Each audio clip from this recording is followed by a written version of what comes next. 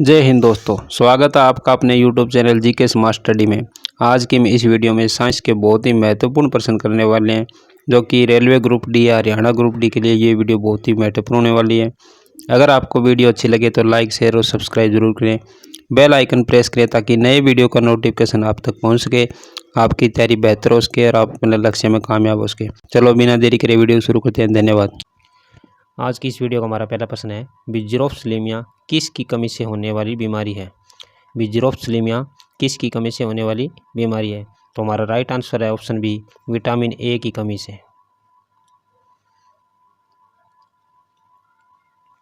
अगला प्रश्न है, किस विटामिन की कमी से जनन क्षमता क्षीण हो जाती है? किस विटामिन की कमी से जो जनन क्षमता है वो क्षीण हो जाती है? तो आपका राइट आंसर हो जाएगा ऑप्शन सी, विटामिन ई की कमी से।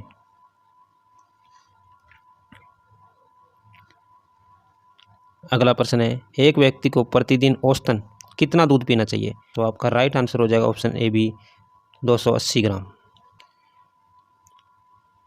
नेक्स्ट प्रश्न है, कार्बोहाइड्रेट शरीर में किस रूप में संचित रहते हैं?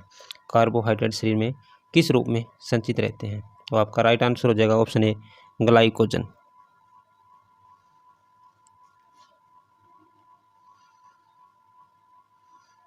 अगला प्रश्न है, निम्नलिखित में से किस विटामिन की कमी से खून में धक्का धीरे बनने की बीमारी हो जाती है? निम्नलिखित में से किस बीमारी की कमी से खून का धक्का धीरे बनने की बीमारी हो जाती है? तो आपका राइट आंसर हो जाएगा ऑप्शन बी, विटामिन के की कमी से।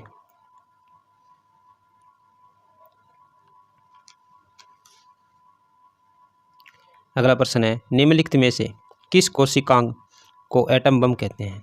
निम्नलिखित में से किस कोशिकांग को एटम बम कहते हैं? तो आपका राइट आंसर हो जाएगा ऑप्शन सी, लाइसोसोम को।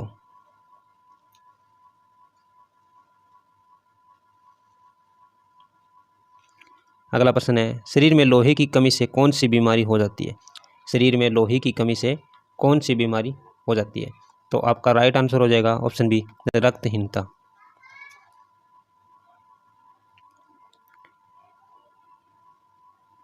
अगला प्रश्न है, निम्नलिखित में से विटामिन B1 कौन सा है? निम्नलिखित में से विटामिन B1 कौन सा है? तो आपका राइट आंसर हो जाएगा ऑप्शन सी, थायमिन।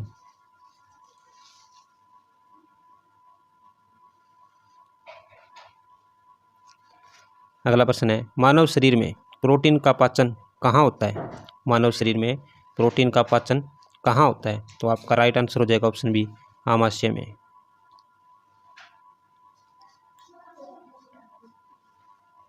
अगला प्रश्न है, सोयाबीन में कितना प्रतिशत प्रोटीन होता है? जो सोयाबीन है उसमें कितना प्रतिशत प्रोटीन होता है? तो आपका राइट आंसर हो जाएगा ऑप्शन ए, 36.5%।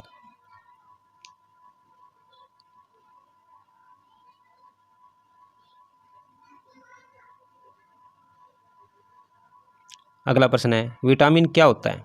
विटामिन क्या होता है? तो आपका राइट आंसर हो जाएगा ऑप्शन सी, कार्बनिक यौगिक।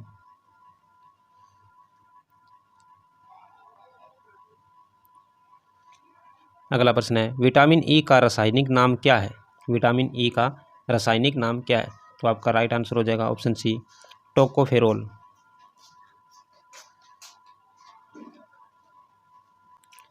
अगला प्रश्न है, मानव शरीर में संक्रमण को रोकने में मदद करने वाला विटामिन कौन सा है? मानव शरीर में संक्रमण को रोकने में मदद करने वाला विटामिन कौन सा है? तो आपका राइट आंसर हो जाएगा ऑप्शन बी, विटामिन ए।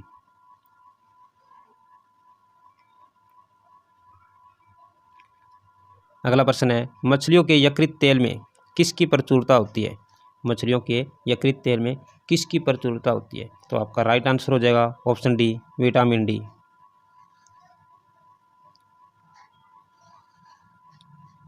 अगला प्रश्न है, कौन सा विटामिन हमारे शरीर में सबसे अधिक तीव्रता से बनता है? कौन सा विटामिन हमारे शरीर में तीव्रता से बनता है? तो आपका राइट आंसर हो जाएगा ऑप्शन डी, विटामिन डी।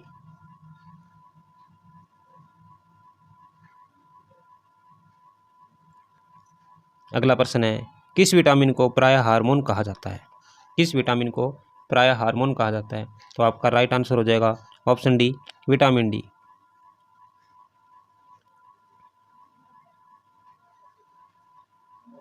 अगला प्रश्न है, किस विटामिन की कमी से रतौंधी रोग हो जाता है? किस विटामिन की कमी से रतौंधी रोग हो जाता है। तो आपका राइट आंसर है ऑप्शन बी, विटामिन ए की कमी से रतौंधी रोग हो जाता है। अगला प्रश्न है, कोबाल्ट किस विटामिन में उपस्थित रहता है? कोबाल्ट किस विटामिन में उपस्थित रहता है? तो आपका राइट आंसर हो जाएगा ऑप्शन सी, विटामिन बी12 में। अगला प्रश्न है, पिलेग्रा नामक रोग से त्वचा सूख जाती है, यह रोग किस विटामिन कमी से होता है? पिलेग्रा नामक रोग जिससे त्वचा सूख जाती है, यह रोग किस विटामिन की कमी से होता है? तो आपका राइट आंसर हो जाएगा ऑप्शन ए, विटामिन बी5।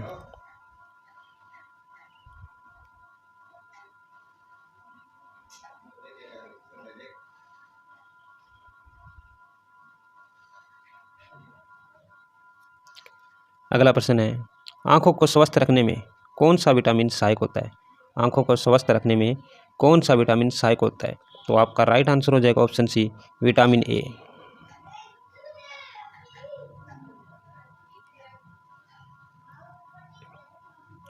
अगला प्रश्न है, नींबू और नारंगी में कौन सा विटामिन पाया जाता है? नींबू और नारंगी में कौन सा विटामिन पाया जाता है? तो आपका राइट आंसर हो जाएगा ऑप्शन सी, विटामिन सी।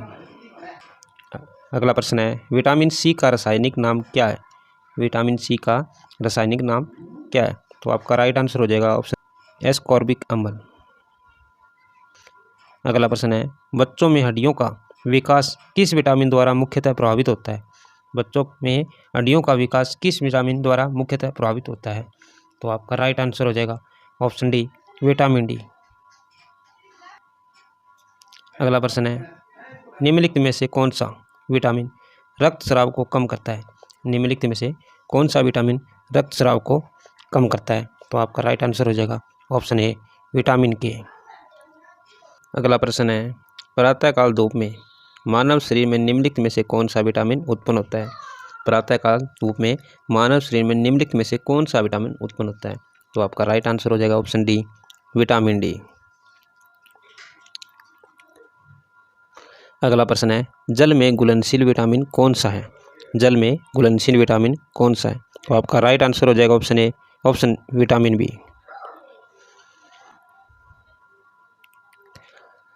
अगला प्रश्न है, निम्नलिखित में से कौन सा विटामिन वसा में घुलनशील नहीं है?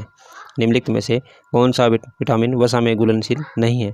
तो आपका राइट आंसर हो जाएगा option C, option B, vitamin सी।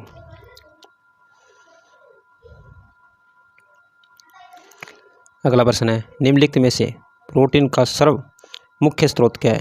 निम्नलिखित में से प्रोटीन का सर्व मुख्य स्रोत क्या है? तो आपका राइट आंसर है ऑप्शन सी, सोयाबीन।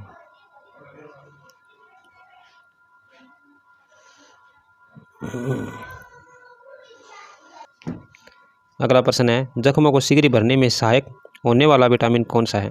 जख्मों को शीघ्र भरने में सहायक होने वाला विटामिन कौन सा है? तो आपका राइट आंसर हो जाएगा ऑप्शन बी, विटामिन सी।